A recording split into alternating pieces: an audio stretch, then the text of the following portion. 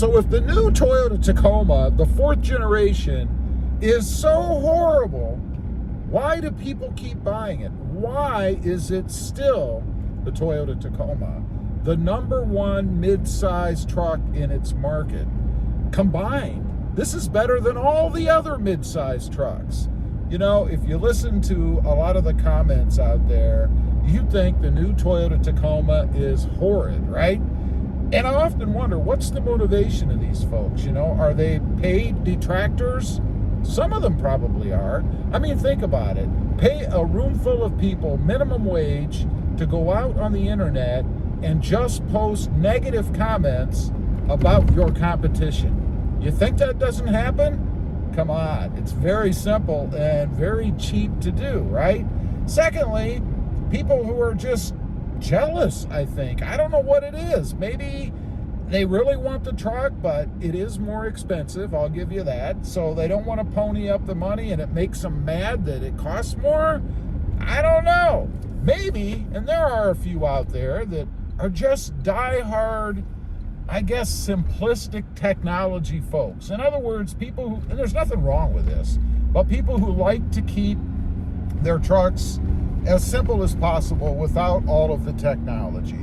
Because let's be honest, the more tech you put in a moving vehicle that bounces up and down, is subjected to extreme heat, extreme cold, there's going to be failures. So I don't fault them for that. But nonetheless, I don't see that as a reason to get out on the web and dog the latest product.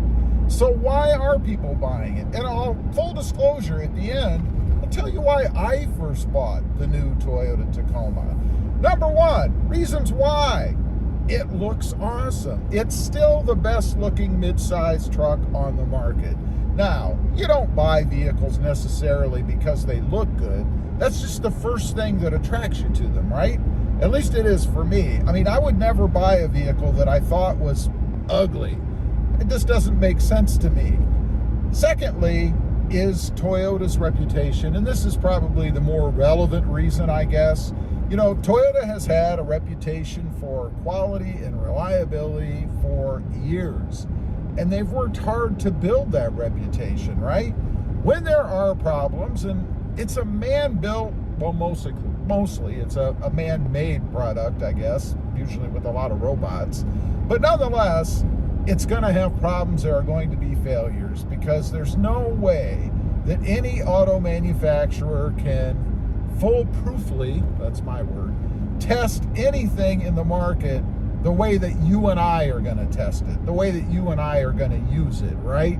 It's not until you get mass numbers of products out there that you really start to see how it performs and how it's treated by the public, because we don't always treat things the right way. I mean, let's look at overloading, for example.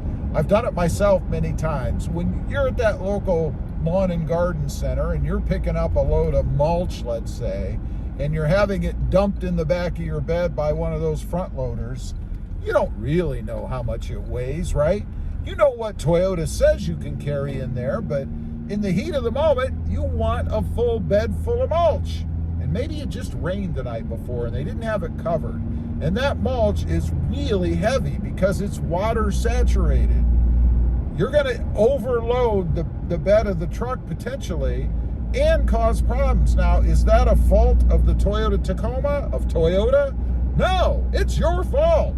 You do have to operate the vehicle within its own constraints, right?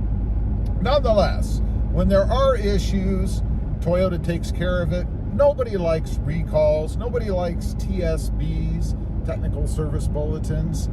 But that's the sign of a manufacturer that gives a damn and takes care of their products, right? Because otherwise, like some other manufacturers out there, we'd be driving around in trucks that had all kinds of problems, and Toyota would just say, it's on you, until they get sued. That's not what Toyota does. Next up, for me, is the technology in the truck. We all want the latest and greatest, except for some smaller percentage of us, I guess, but we want the latest and greatest stuff. I mean, think about it. If manufacturers like Toyota didn't give us the latest and greatest, we'd still be playing VH tapes. Do you know what a VH, what are they? Those little tape things that you used to plug in to your radio system. It goes way back. I can't even remember myself.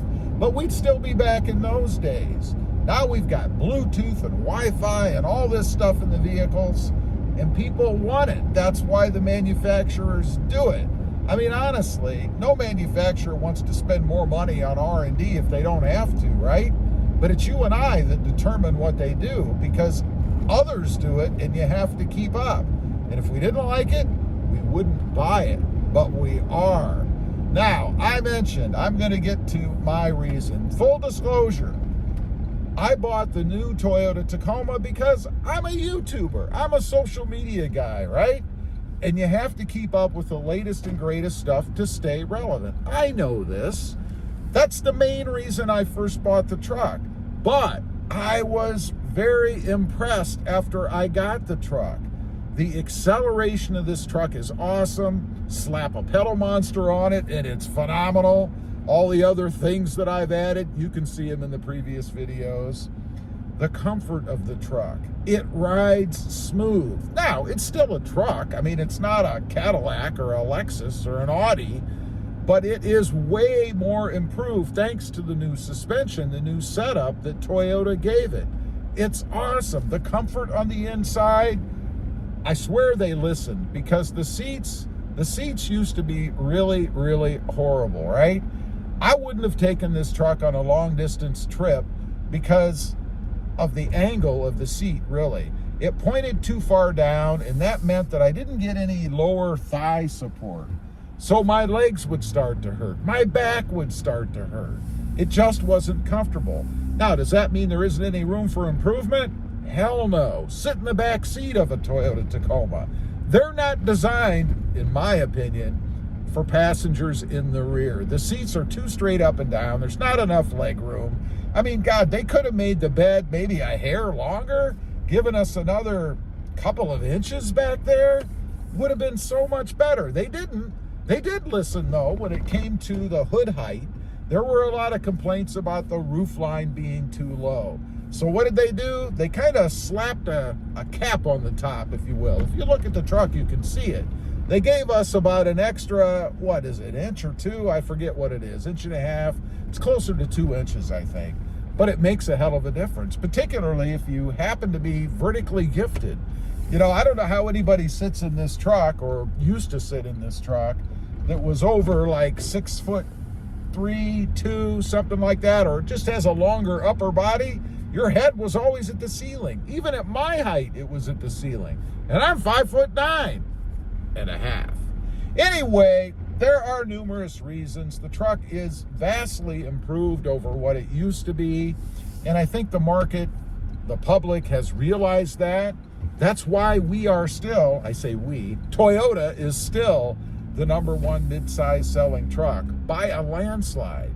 Leave a comment. Let me know. Do you agree with the detractors that you shouldn't buy the new Tacoma because it's so horrible? Or do you agree with me that it is awesome? Leave a comment. Let me know. Thanks for watching. Stay safe out there. Bye.